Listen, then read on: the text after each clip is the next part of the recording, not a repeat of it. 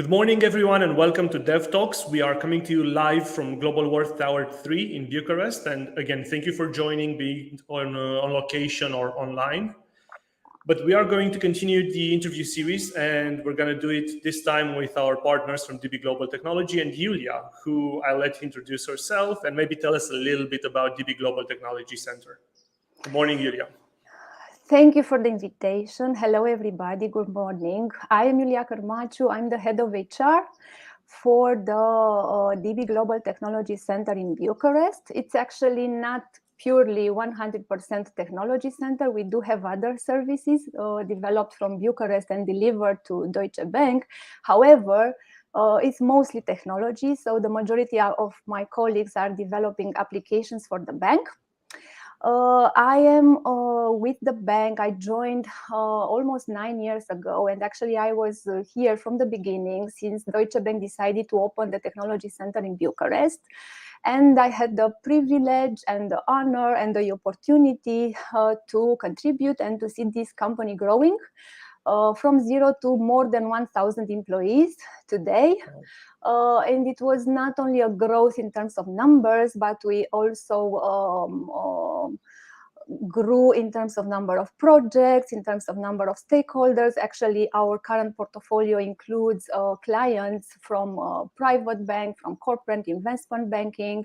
And more importantly, I would say that we had a journey in terms of transferring more and more responsibility to Bucharest. And actually, this was the company's strategy to build competence and to transfer projects end-to-end in Bucharest. Therefore, my colleagues are actually contributing in a meaningful and significant way to developing financial products. That's cool to hear. So you've basically been from the beginning with Yes. DB Global Technology Center, and that was my next question. I mean, how did you start your career at DB Technology Center, and do you have some things that you love most about working there? I never got bored, to be honest. I'm here Cool. since 2014, but I actually had 3 different jobs in those 9 years. And this company is really interesting. And I get the chance to see many perspectives and many angles. And sometimes opposite angles, because yes, we are a regulated industry. We do have maybe 1 or 2 policies more than other companies do. It's normal because our clients are putting their money in our hands. So we need to have some structure in what we are doing. However, there are also pockets of virgin areas where you get the chance to develop, to contribute and innovate. And we are also creating intentionally those pockets of innovation and creation. So I got the experience of both, and I grew a lot. And this is only my experience, but my colleagues probably, many of them experienced the same. So a lot of growth opportunities. And this is what made me stay 9 years, and probably some more will come. That's great to hear. And my next question would be like, do you have 2 or 3 reasons for why specialists would actually join DB Global Technology and things that they can actually do there or learn? Or I think I would have maybe more than 3 reasons, but I will stick to this number. So, like I said, we are operating in a financial industry. It's quite a regulated industry. We do have structure in what we are doing. The stability of the financial market depends on our reliability. So, actually, my colleagues have the chance to create, operate, and support scalable, highly resilient and secured IT system and their transformation to the cloud. So this would be maybe one reason we are really building resilient and stable financial products in a certain way, of course. The growth opportunity, I already mentioned those. We grew from 0 to more than 1,000 people. We promoted a lot from inside. So a lot of my colleagues are now managers or senior or mentors or having regional roles. So they developed, and sometimes we are developing in a hard way, because it's not always easy. But I would say that in the hard way, probably the hard way is the best way for someone to develop, because when we are in the comfort zone, maybe it's not easy to do changes and really to develop. And of course, we are doing a lot of surveys inside the company. Some are more formal, some are simple discussion over a coffee. And what my colleagues are often mentioning are indeed the growth opportunities, but also the people connections that they have established, communities that they have formed, their managers, their colleagues, mainly people with whom they are working. Yep, that sounds great, and having a strong employer brand as well. As I hear it, it's a real treat. But now a little bit of a different question. How do you see the future of work, and how do you frame this during the times in which we are now? The future of work is actually here, if I could say that. And of course, flexibility is the new ingredient, or more flexibility. This is what we are often discussing about. This is what the studies are revealing, more flexibility. And the pandemic proved that we can work in a different way, in a more flexible way, working from home or from anywhere, somehow setting a different and a healthy balance between our personal interest and our professional interest. However, I think now we are in a moment where we need to combine what really went well during the pandemic, the productivity, and using technology and all the digital skills and tools. The tools. However, I think we need to combine those elements with maybe some traditional best practices from before. And one other thing is that during the pandemic, we somehow developed some routines, some habits, because we needed to adjust.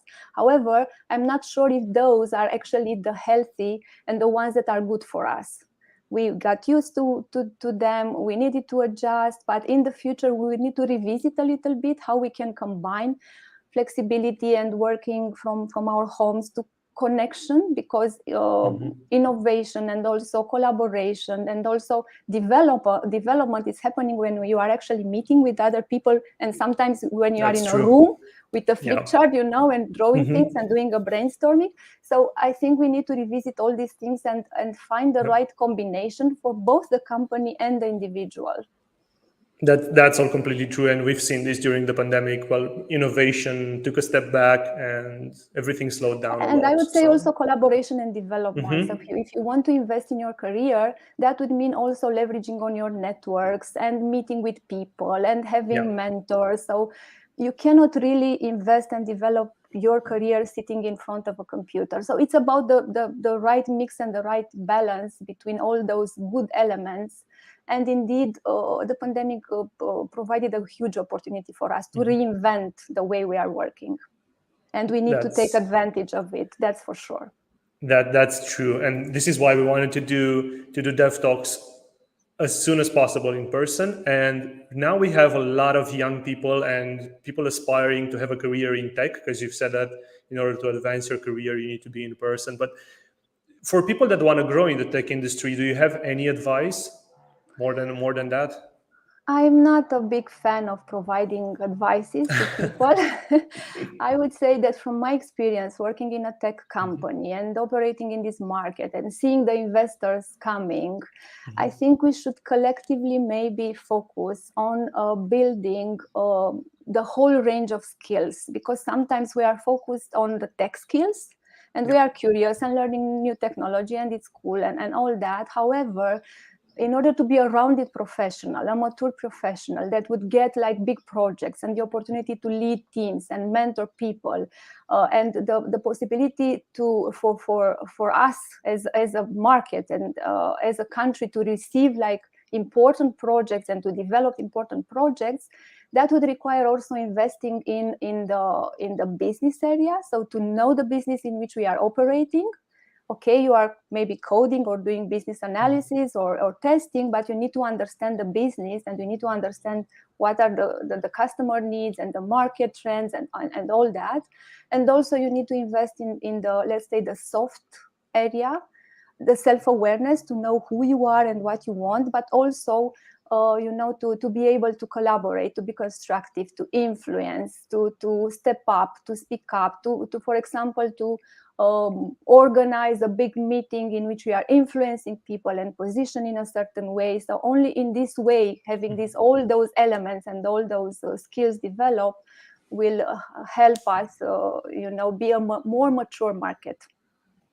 Yeah, and now looking at all of those skills and being polyvalent, do you have one strength that is the most important for people in order to succeed in your company? Like,